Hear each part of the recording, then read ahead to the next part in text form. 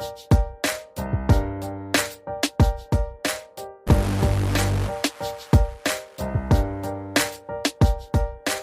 and welcome to episode 394 of the Money to the Masses podcast with your resident expert. As always, Damien Fay and me, Andy Leeks. Damien, welcome back. How are you doing? Have you got the World Cup fever? I have got a bit of World Cup fever like everybody else because we've had it in the office, and if you'd been watching our Insta stories, I actually gave a bit of an insight, a sort of peek behind the curtain, behind the scenes on how we record the podcast. And not every week are you and I in the same room, Andy. So if you were following our stories, you would have seen me record a piece about how we sometimes are in different locations, and we're not even recording at the same time because there was a game going on in the background of the piece on Insta stories this week where I explained that some of the piece on this podcast I recorded in isolation on my own one evening in the studio at work while Andy was elsewhere. So yes, I have got a bit of the World Cup fever like probably most people. We'll just have to see how it pans out. Yeah, and while we're talking about the World Cup, we were careful when we announced the dates of our podcast meetup not to include a day when it might be a day when the World Cup was on, just so we could make sure that we could maximise the amount of people coming. So this is a good time to remind our listeners that we are doing a podcast meetup on Thursday the 8th of December from between 6 and 6:30 at Leadenhall Market. We're going to choose a pub, a bar to go to there. Details of the exact venue will be available soon via the podcast and also on our socials, and it will be great if you can make it. And also make sure you go to moneytothemasses.com/events because everything about the meetup is going to be there. Leadenhall Market is actually the birthplace of Money to the Masses back in 2010, where the idea was formed. So that's why we go back there. And also it's got a big cover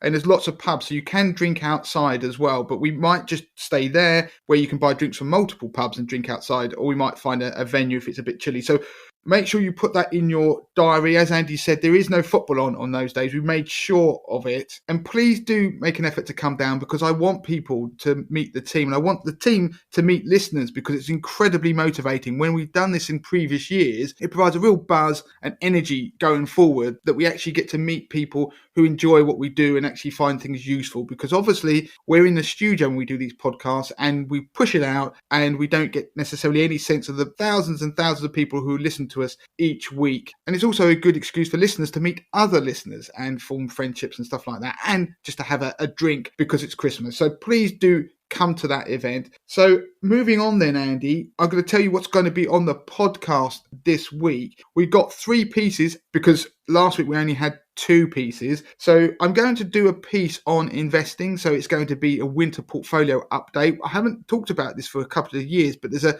seasonal anomaly where stock markets have a stronger period between November, so now, and the end of April. So I'm going to explain about that and how you can exploit it. I'm going to do a piece on electric cars versus petrol cars, in particular the cost of filling up a petrol car versus recharging an electric car. Where does that dynamic change? So are electric cars actually cheaper to run than petrol cars? And at what point with the movement in petrol prices and electricity prices does one become more preferential over the other? And the final piece, Andy, you are going to be doing relating to scams. That's right. I'm just going to be doing a short piece on a scam that's come to light recently regarding QR codes and how you scan those codes and the way that fraudsters can exploit those. And it's well worth listening to that one because this actually blew my mind, especially if you ever eat out. Think of places like Nando's, etc.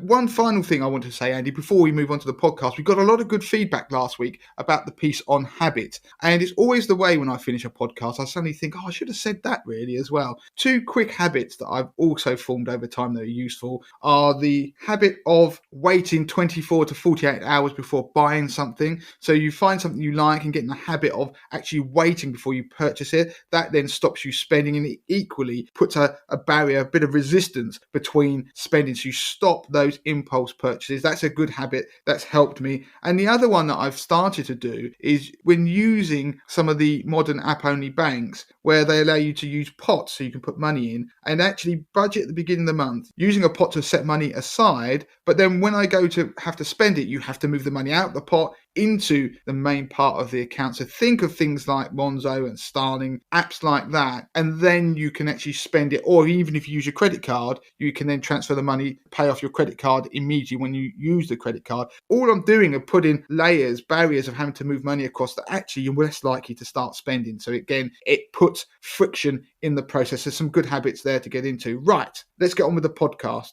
Yeah, so this is about the winter portfolio, something you brought to the listeners' attention a couple of years ago now. We didn't do an update last winter, and so with it being November now, it's the perfect time to do an update. So if you go back to podcast 244, so this is back in 2019, I did a piece on a podcast about winter portfolios, and it was inspired by a piece of 80/20 investor research. Now, in that piece of research, I explained how it was possible to exploit a seasonal trend. And that seasonal trend is for stock markets to do better in the winter period. So there's a 6-month period that starts at the beginning of November through to the end of April, which is more positive based on history, if you look at the evidence, than the alternative 6 months of the year. So it's a strong period of performance for stock markets. And the UK Stock Market Almanac actually showed that from 1984, if you invested £100 over the next 25 years, then your money would have grown to £257 excluding dividends. However, if instead of being invested for the entire period, you only invested between the 1st of November and the 30th of April each year, and in the interim period you just stayed in cash, then your £100 would be worth £341 after that 25-year period. If, on the other hand, you had just invested over the summer months, then your £100 would be worth just £69. So that is a seasonality that exists, and a bit like the sell in May idea, these are interesting things you could look at and see if you can exploit them, but of course they're not guaranteed in any way. So what I did was, at the time, which was 2019, when I did the original piece of research, I looked back at the previous 10 years and identified funds that were in the UK stock market. And interestingly, there is a bias where this trend seems to occur in UK smaller companies funds. So I identified funds that had done well or performed well over the previous 10 winters and then built a portfolio out of it. And like I said, you can go back to episode 244 where I explain in more detail about the construction of those portfolios. So out of that research, I produced a consistent winter portfolio and a slightly more aggressive winter portfolio where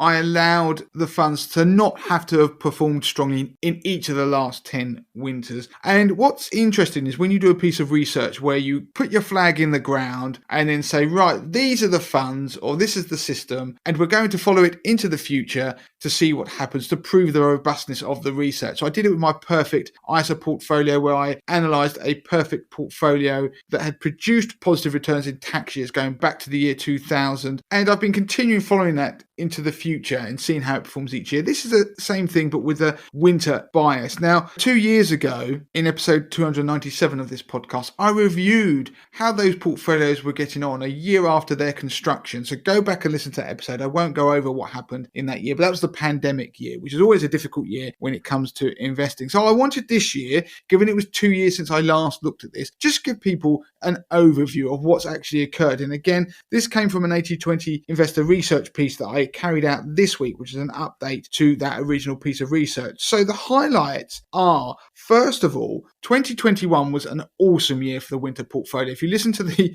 podcast episode that I did 2 years ago, I suggest that this could be a good winter for a strategy like this. Well, that was a bit of an understatement because the consistent winter fund portfolio, which I built, which is a slightly more conservative one, that made 38.85% during that winter period, which is between November and April. The aggressive version of the portfolio made 46.98%. So that is unbelievable. But jump to 2021's winter period, so from November 2021 to the end of April this year, of course, the market collapsed because we had the war in Ukraine. And so if you take a benchmark of the FTSE 250, for example, it ultimately has finished this year, if you'd been investing in it for the whole time, it's down around about 20%. Now, the consistent winter fund portfolio, so this is the more cautious one that I'm going to talk about now going forward, that is currently down around about 8% this year. So 8.86% because it went into cash at the end of April. So the end of April, that's how much it was down. It's been in cash ever since. Of course, the market's kept tumbling. So following this winter strategy with UK equities, because that was where the focus was when I did the original piece of research, has actually heralded a negative result, but you were down 8% versus being down over 20% if you've been in the FTSE 250. The reason I reference the FTSE 250 is because when I carried out the research, it actually worked out that UK smaller companies was where this trend worked the best when I was looking at UK equities. And that is not surprising because another piece of research, just to remind you, I carried out for 80/20 Investor, found that when you use active funds, certain sectors, active funds do actually manage to outperform their index tracking peers. And smaller companies in the UK is one of those areas. So FTSE 250 trackers do tend to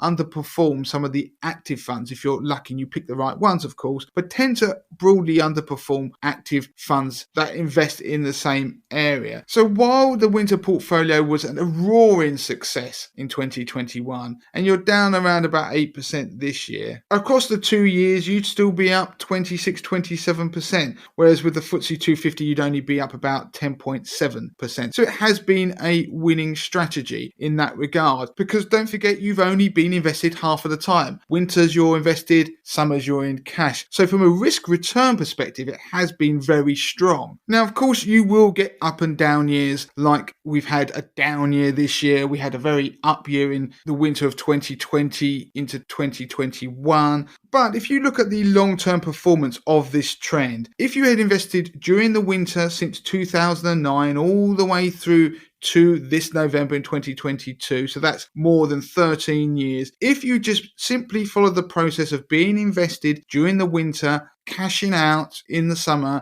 and repeating that process, remember the winter is November to the end of April, then assuming you'd followed the portfolio that I'd picked, which is a number of actively managed UK smaller companies funds, you'd be up over 215%. A FTSE tracker that had been invested the entire time would be up around about 183%. The FTSE 100 would be up around 130%, and the FTSE 350, which is a combination of the FTSE 250 and the FTSE 100, would be up around about 135%. So you can see the strategy does seem to work over the longer term. Now, those of you who listen regularly know I run my own 50k portfolio on 80/20 Investor, and I actually benefited from riding this phenomenon in 2020 to 2021. Not so much last year, but the fund that I mentioned previously, the Fidelity Fund, I actually had that in my own 50k portfolio and I benefited handsomely from its performance over the period. But of course, past performance is not a guide to future returns, as everybody knows. So telling you this, what do you do with that? Now, one takeaway is that it is possible to exploit seasonal trends. The second is that you can't guarantee that they'll work every year. In some years, they can significantly underperform. The other thing I would take away from this is that if you are planning on trying to exploit a seasonal trend, there is a benefit in using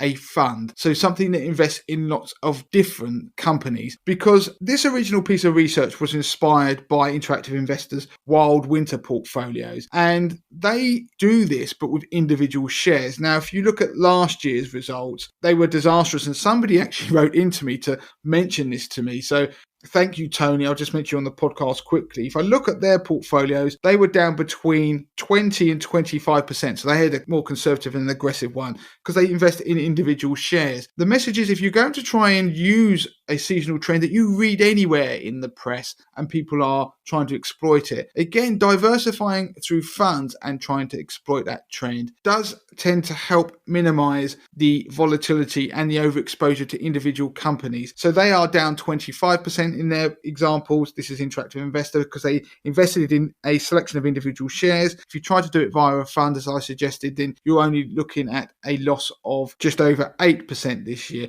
Interestingly, 2022 has been a fantastic year for the FTSE 100 because of its exposure to oil and gas stocks and its lack of exposure to technology stocks. So actually, this year, being in the FTSE 100 tracker would have been the best thing of all if you're investing in UK equities or being invested in UK larger companies that weren't technology stocks but had some exposure to the energy sector. So looking at the annualized return, just to give people a quick recap, don't forget, if you want to look at the portfolios that I'm talking about, the ones that I built, you can take a free trial of 80/20 Investor. But of course, you could just go and analyse funds yourself over the last 10 years and pick the ones that have done the best and try and build a portfolio if that's the sort of thing you'd like to have a bit of fun with. But obviously that's not advice in any way. The annualised return of the portfolio that I built, the conservative one, was 9.2%, which is obviously very good. That's since 2009, so the 13-year period. The FTSE 100, the annualised return is 6.3%.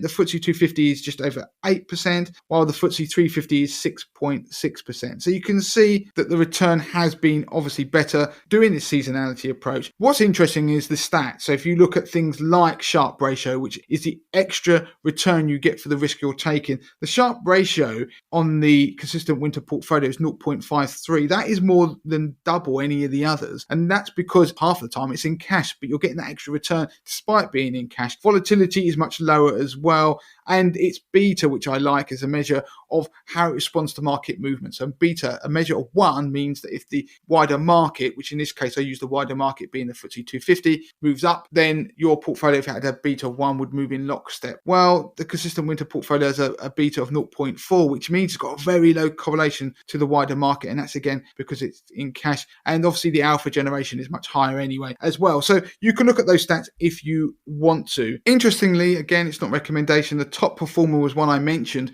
2 years ago, actual fund. The Fidelity UK Smaller Companies Fund is in that portfolio, consistent portfolio, and it has been the best performer. And I finished off that show 2 years ago by saying, oh, there's hope that this idea of a winter portfolio might do quite well into 2021, and it did prove so. Actually, I'm looking at the numbers for the winter so far since the beginning of November, and some of these funds are actually already up 7-8%. Now, of course, they could crash, and we are in the middle of a bear market after all, and an impending recession, but it is interesting nonetheless. So if you're into seasonalities, or you just want to have a bit of fun and have a look at see how some of these UK smaller companies funds do over the winter period, just for your own notebook, then by all means go and have a look and do your own research. Moving on to the next piece then, the cost of running a petrol car versus charging an electric vehicle. Yes, so this piece has been inspired by some of my own thought process and questions I've had around electric cars versus petrol cars and what's been going on in the UK. I mean, we had surge in petrol prices earlier in the year,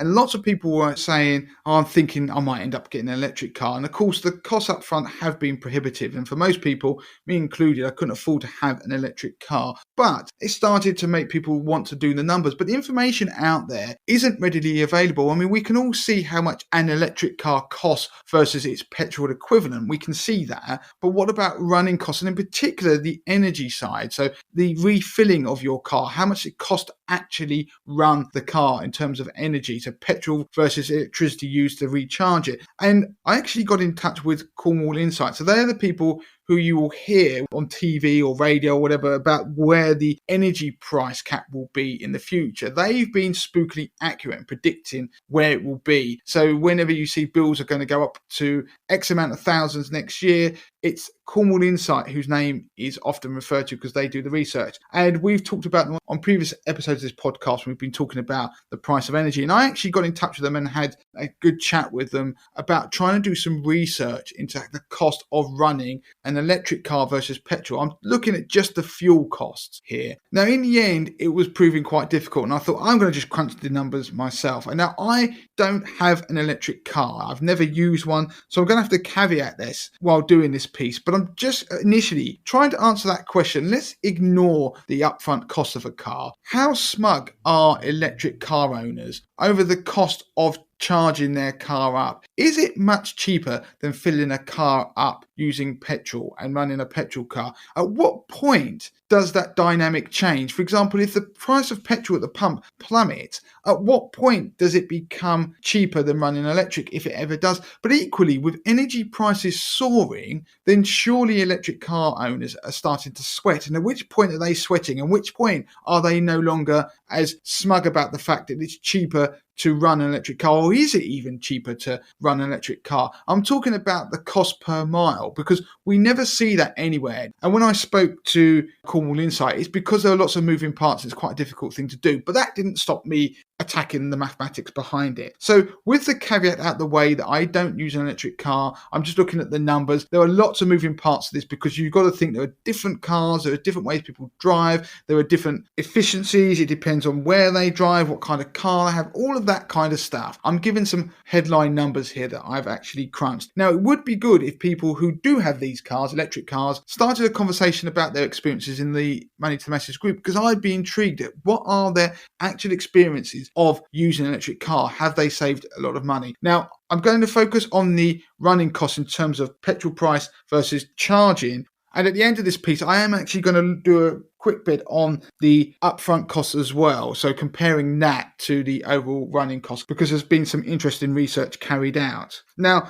it will affect us all, this electric versus petrol, because don't forget, in 2030, you won't be able to buy new petrol or diesel cars. And of course, the other thing, the reason it came on the radar again is because the road tax exemption is going to be scrapped on electric cars in 2025. So listen to Andy's piece on the podcast last week. So that is one of the attractions of electric cars that's going to be removed. So first of all, I looked at the cost of running my car. Now, I've got a boring car. I've got a Kia. You can tell I've got a family. You can also tell I don't care less about cars, to be honest. Now, my car has about 50 litres. That's the tank. So if you fill it up, that equates to 11 gallons. Now, assuming that the price of petrol is £1.60 a litre, so 160 pence a litre, which it is roughly at the moment as I make this podcast. It costs me £80 to fill up that tank. Now, how many miles can I get on that tank of petrol? You need to know the miles per gallon for your car. I found a really useful tool online.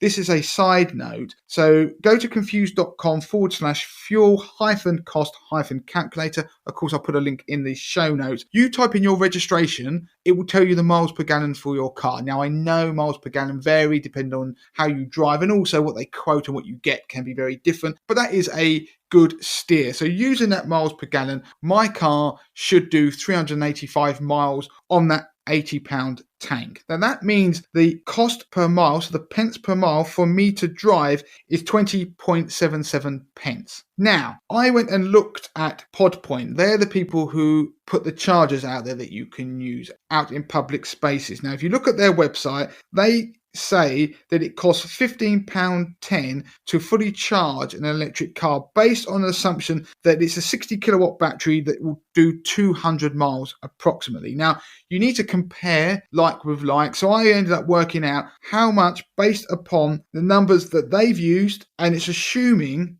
a 28 pence per kilowatt hour charging rate at home. Now, I'm ignoring any special tariffs. I'm using the research that they've done, and this is based in September. We're now in November, so I'll come on to that because prices have changed. That means that it costs £15.10 to fully charge your car if it's electric, based upon those assumptions, which works out at 7.55 pence per mile. That is mind-boggling. That is almost a third of the cost. Now, of course, when people talk about petrol prices and electric cars, it's hard to visualize it. So pence per mile is a good way of doing it. So that's 7.55p versus what I worked out for my car, which is 20.77p per mile. Now, think of it another way. If you can only think in pence per litre, we're currently paying £1.60, so 160 pence per litre at the moment. The equivalent for an electric car, it's like electric car drivers getting fuel at 58.14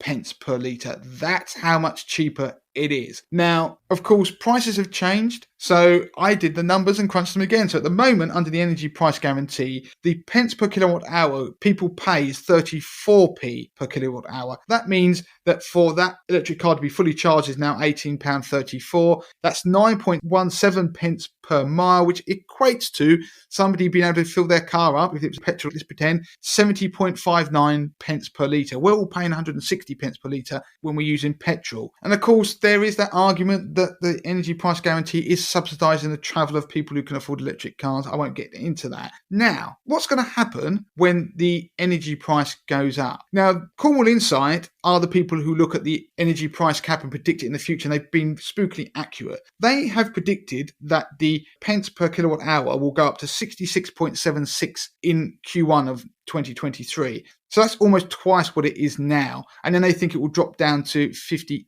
28.69 pence per kilowatt hour. What does that mean for electric car users? Well, that means if you're charging at home, I'll get on to charging elsewhere in a second. If you're charging at home, you're going to be paying 18p a mile in Q1, but you won't because of the energy price guarantee. But once we get off of that, what you really need to focus on is that if we all are paying for our energy again at the market rate, you'll be paying 15.83 pence per mile, which therefore takes your equivalent pence per litre to 121.86. That's creeping up towards something like what petrol cars are paying. I mean, we're paying 160 at the moment, but 121, the saving isn't as great because the electricity prices are going up. If oil prices were to fall, then they might start to move towards each other. Where this might get interesting is if you use rapid charging, so you're at the motorway services, then the equivalent price is much higher because you get charged a higher rate. Now, they reckon the pence per kilowatt hour back in September is 44.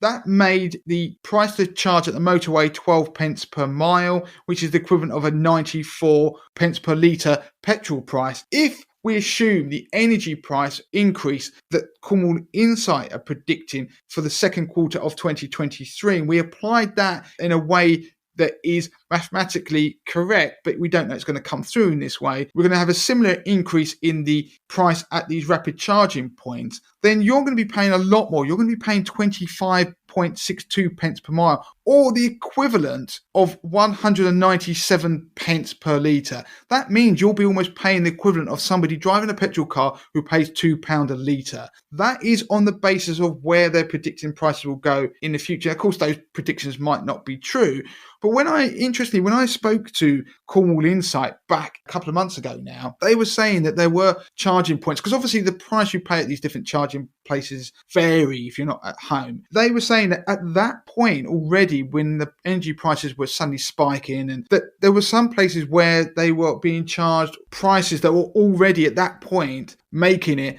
that it was no longer cheaper to run an electric car if you use some of the really expensive charging points, because energy prices were soaring and they weren't being protected under the government's emergency measures. So that is interesting. I mean, where we are now at the moment, electric cars are much cheaper to run when it comes to the energy cost than petrol cars. But if petrol prices just stay the same and energy prices go where they're predicted to, that dynamic is going to change. Now, hopefully, after listening to all that, you have now got a better visualization about the cost of running an electric car. And it's not going to be perfect. There are assumptions in there, but it just gives you a steer of where we are at the moment. What about the overall cost? Now, interestingly, the Express and the Times did separate bits of research about the upfront cost versus the ongoing costs of running a car. They didn't quite agree exactly as to the difference. But if you focus on the Times results, they have actually put a table together for 3 different cars. There was a BMW,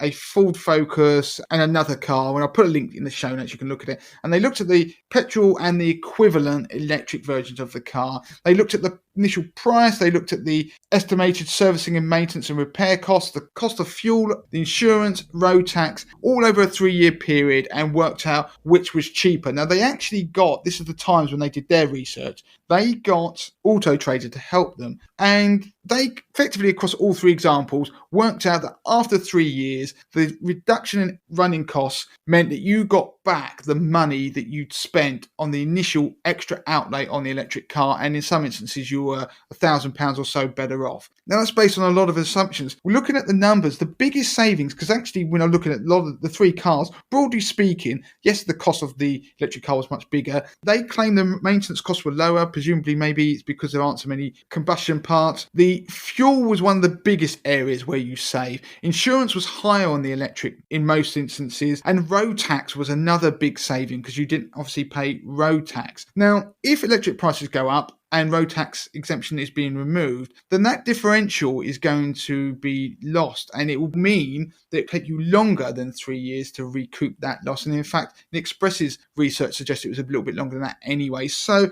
electric cars, there's no agenda here. This is just looking at numbers. Electric cars are clearly now getting to the point where for some people who can afford the upfront cost, they can sit there and think because of the preferential rates you effectively get on fueling and road tax, then that helps to offset a lot of that initial outlay and they can justify the spend. And of course, there is the environmental benefit as well. And the other point to highlight is that if we are all going to have to buy electric cars, then hopefully the cost of electric cars will start to tumble in the coming years. But the one thing that I would throw out there, if everybody switches to electric cars, then what will happen to fuel duty? Because don't forget, the government expects to earn fuel duty of 26.2 billion in the year 2022 to 2023, which is the equivalent to £930 per household. So if we suddenly stop using so much fuel, then their receipts will start to drop. And given the direction of travel that the government's already shown, which is that they will start taxing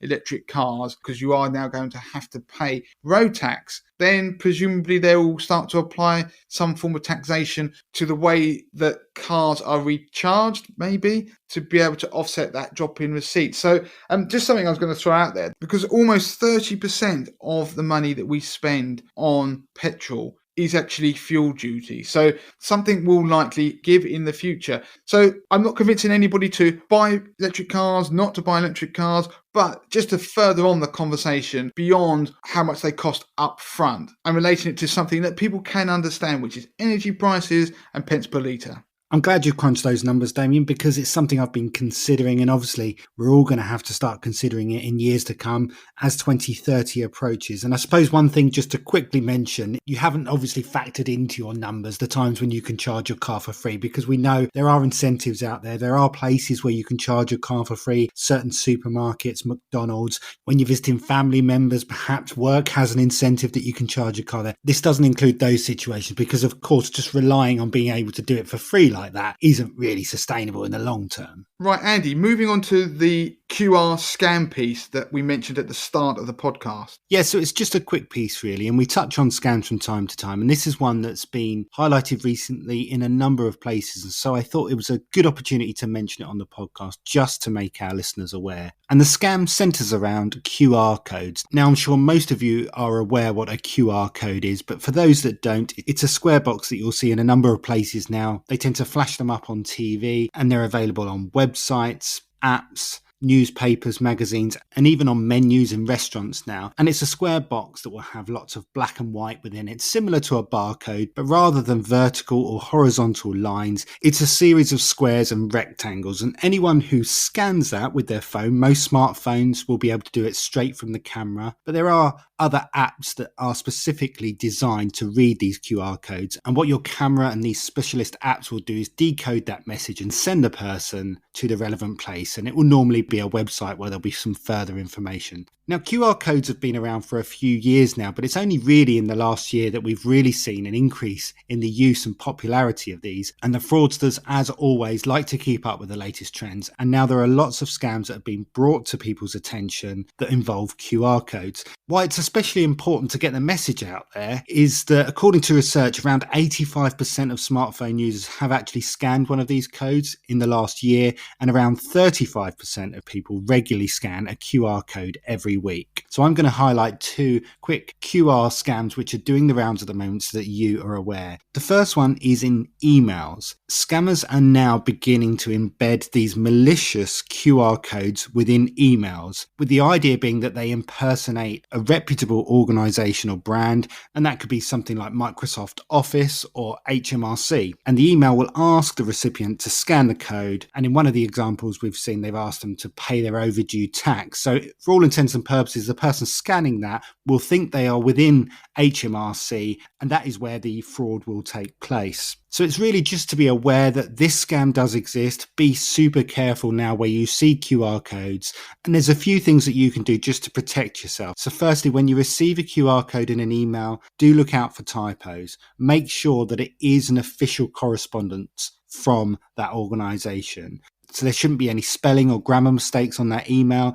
And the website that you're taken to, again, it should be an official looking site. Check the URL of that site, check the font and the text size within the site as well. Make sure it's consistent. Make sure it looks and feels real. And if you're unsure, don't do anything further. Come away from that URL, maybe even use a separate device and find that website separately via your own means rather than through the QR code, and continue doing whatever you needed to do via that way instead of via the QR code. Again, check the email that you've been sent as well. Is it from a domain name that is similar to the official one but not quite right? So do check, because often when you're speed reading something, it looks genuine, but when you look at the spelling, there'll be a letter maybe missing, or there may be a dot in between certain words. Again, if it looks official, but then it's coming from a Google or Hotmail account, that would be a warning sign. So make sure you check for that too. And if you think you've received an email that is a scam, make sure you do report it to Action Fraud, and we'll put details within the show notes on how to do that.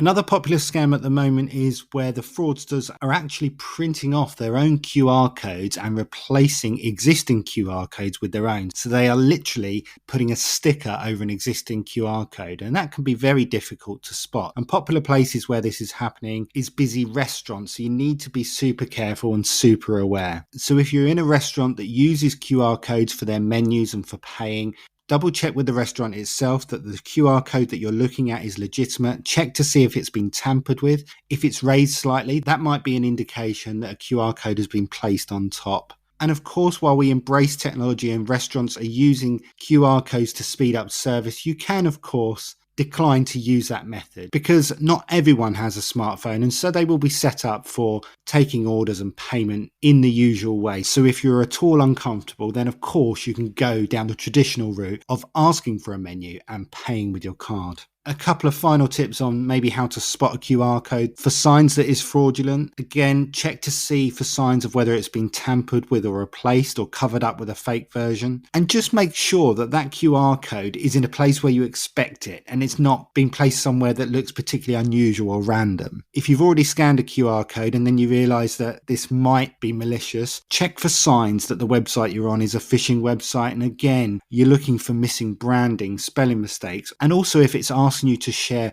too much personal information, more than you would deem necessary for what you're trying to do. And finally, only scan a QR code if you're absolutely sure about it. And if you are at all unsure, don't scan it. Look for other methods of doing what it is you need to do, whether that be asking for menus, typing in an email or web address manually. There are always other ways to do these things. QR codes were brought in to embrace technology and simplify our life. But of course, scammers are always looking for new ways to be able to defraud us. So just be super, super careful. And very lastly, there are third-party apps that have additional security. So if you're used to scanning via your usual smartphone camera, while they will have security embedded within it, you can get third-party apps via the App Store which have additional security. And those QR scanners are developed by security firms. So theoretically, at least, they should provide you with a little bit more peace of mind. And Damien, just before I finish off, there was news this week about the UK's biggest anti-fraud operation. You've probably heard about it in the news, but just to make people aware that the police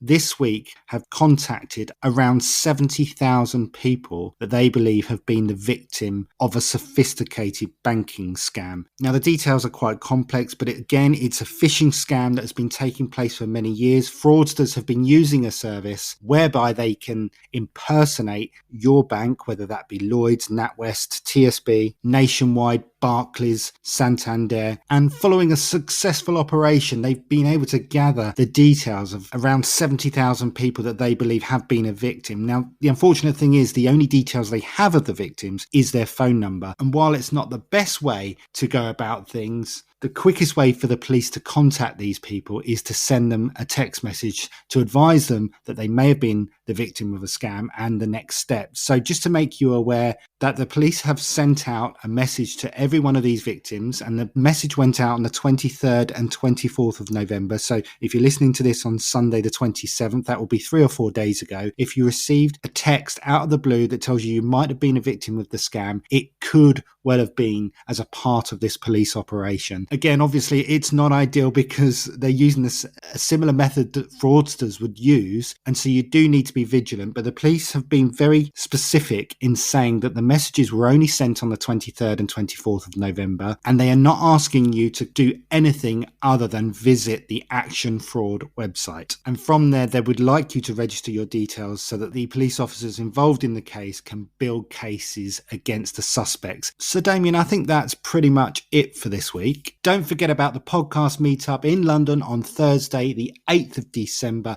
Go to moneytothemasses.com/events for more information. Damien, we're pretty much done, aren't we? Yeah, that's it. We're done. Of course, don't forget to review the podcast. We always leave it too late to remind people to do it. They've probably switched off by now. Please review the podcast. It helps us move up those iTunes charts. So Andy, that's it. Until next time. Until next time.